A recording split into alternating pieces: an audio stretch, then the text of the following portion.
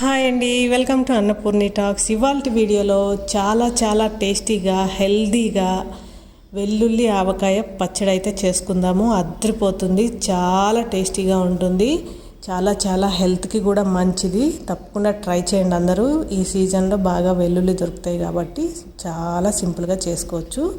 ఇప్పుడు ప్రాసెస్ ఏంటంటే, ఫస్ట్ నేను వెల్లుల్లిపాయలు తీసుకున్నాను. పెద్ద సైజులో ఉన్న వెల్లుల్లిపాయలను తీసుకుంటే మనకి పచ్చడి అనేది బాగుంటుంది. పచ్చడికి పెద్ద పాయలు ఉంటేనే బాగుంటుంది. నేనైతే 2 బ్యాగులు తీసుకున్నాను. 600 గ్రాముల వెల్లుల్లిపాయలు తీసుకున్నాను. ఇవన్నీ కూడా ఈ సైజులో మంచి పెద్ద పాయలు ఉన్నవి ఏరుకొని తీసుకొని పక్కన పెట్టుకోవాలి.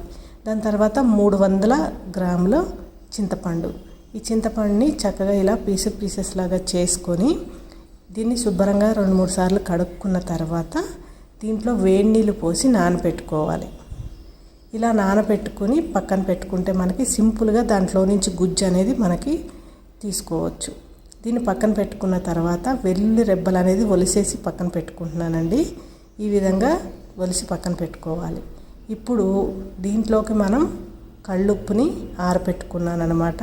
ఒక 150 గ్రాముల కళ్ళుప్పు ఎండలో పెట్టి పక్కన పెట్టేశాను. అలానే ఆవాలు ఒక 50 గ్రాములు, అలానే ఎండుమిర్చి. ఈ గుండ్రంగా ఉన్న ఎండుమిర్చి సూపర్ మార్కెట్లో దొరికితే తీసుకోండి. తప్పకుండా ఈ పచ్చడికి ఇవి ఉంటేనే చాలా టేస్టీగా ఉంటుంది. వీటికి ఉన్న ముచ్చుకులన్నీ కూడా సింపుల్గా తీసేయండి. ఈ విధంగా హోల్ పెట్టుకుంటే మనకి దీంట్లోకి చింతపండు గుజ్జు, ఉప్పు, కారం అంతా వెళ్ళి చాలా టేస్టీగా ఉంటాయి, ఊరుతాయి కదా పచ్చళ్ళు. అప్పుడు మన చింతపండు కూడా గుజ్జు తీసి పక్కన పెట్టేశారండి. చక్కగా ఈ విధంగా తీసుకుంటే మనకి ఏమీ నారది ఏమీ మనకి లేకుండా సూపర్గా ఉంటుంది. ఇది కూడా తీసి పక్కన పెట్టుకున్న తర్వాత నేను దీంట్లో పల్లి ఆయిల్ వేస్తున్నాను. పల్లి ఆయిల్ వేసుకుంటే టేస్ట్ బాగుంటుంది, నిల్వ ఉంటుంది. అలానే ఆవాలు కూడా పౌడర్ చేసి పక్కన పెట్టేసుకున్నాను. ఇప్పుడు స్టవ్ ఆన్ చేసి ప్యాన్ పెట్టుకొని 1/2 లీటర్ ఆయిల్లో సగం ఆయిల్ వేస్తున్నానండి. సగం ఆయిల్ వేసి హీట్ అయిన తర్వాత ఒక గుప్పెడు ఆవాలు వేసి చిట్పట్లాడిన తర్వాత మనం ముచ్చుకులు తీసి పెట్టుకున్న ఎండుమిరపకాయలు వేసుకొని మంచి రంగు వచ్చేంతవరకు వేయించుకోవాలి. ఈ పచ్చళ్ళలో ఈ ఎండుమిరపకాయలు ఊరినప్పుడు తింటే భలే బాగుంటుందండి. వెల్లుల్లిపాయ కంటే ఎక్కువ నేను ఈ ఎండుమిరపకాయలే తింటాను, అంత టేస్టీగా ఉంటాయి. ఎండుమిరపకాయలు వేగిపోయిన తర్వాత కొద్దిగా ఇంగువ వేసుకొని మనం తీసి పెట్టుకున్న చింతపండు గుజ్జును కూడా వేసుకొని దీంట్లో పచ్చిదనం అంతా పోయేంత వరకు ఆయిల్లో మనం దీన్ని కుక్ చేసుకోవాలి. ఈ గుజ్జు వేసుకొని ఒకసారి కలుపుకున్న తర్వాత 1 టేబుల్ స్పూను మనం కళ్ళుప్పుని గ్రైండ్ చేసి పెట్టుకున్నాము, అది వేస్తున్నాను. ఇది వేసిన తర్వాత కొద్దిసేపు ఆయిల్లో చక్కగా మనం ఇలా కుక్ చేసుకోవాలి. అప్పుడు మనకి ఇది గుల్లగా తయారవుతుంది. చూసారు కదా, ఇలా గుల్లగా తయారవుతుంది.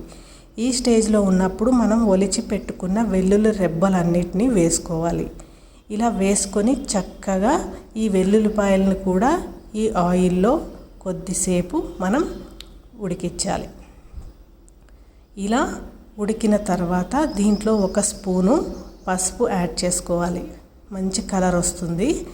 ఇదైతే ఇంకొంచెం సేపు మనకి టైం అయితే పడుతుంది. ఇప్పుడు పసుపు యాడ్ చేసుకొని కలుపుకున్న తర్వాత చక్కగా మళ్ళీ కలుపుకుంటూ ఉండాలి. అలా వదిలేయకుండా మధ్యలో కలుపుకుంటూ ఉంటే ఈ చింతపండు అనేది మనకి గట్టిపడి ఆయిల్ సపరేట్ అయిపోతుంది. చింతపండుకి చక్కగా నీళ్ళు అనేది వెళ్ళిపోయి చింతపండులో ఉన్న నీరు చూశారు కదా చక్కగా గట్టిపడిపోయింది. ఈ స్టేజ్లో స్టవ్ ఆఫ్ చేసుకొని కింద పెట్టేసుకోవాలి. ఇది బాగా చల్లారిన తర్వాత మనం కారం అదంతా కూడా కలుపుకోవాలి. అప్పటి వరకు పక్కన పెట్టేసేయాలి. ఇప్పుడైతే ఇది చల్లారిపోయిందండి. దీంట్లో 1 పెద్ద గ్లాసు కారం వేస్తున్నాను. అలానే 1/2 గ్లాసు ఆవపిండి వేశాను. అలానే 1/2 గ్లాసు మనం గ్రైండ్ చేసి పెట్టుకున్న కళ్ళుప్పు.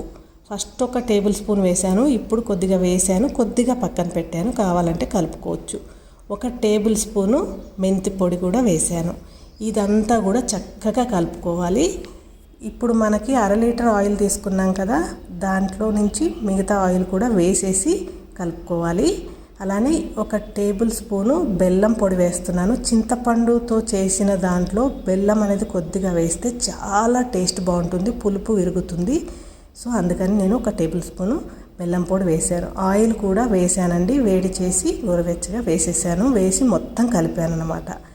ఇది చక్కగా జాడీలోకి తీసుకోవాలి. మొత్తం చల్లారిన తర్వాత జాడీలోకి తీసుకొని మూత పెట్టుకోవాలి. ఆయిల్ అనేది మనకి మంచిగా పైకి తేలిపోతుంది. చాలా సరిపోతుంది, చాలా టేస్టీగా ఉంటుంది. దీన్ని పక్కన పెట్టుకొని సంవత్సరం పాటు మనం చాలా హ్యాపీగా తినొచ్చు. సంవత్సరం పైన కూడా నిలవ ఉంటుంది, చక్కగా నీట్గా హైజెనిక్గా చేసుకుంటే.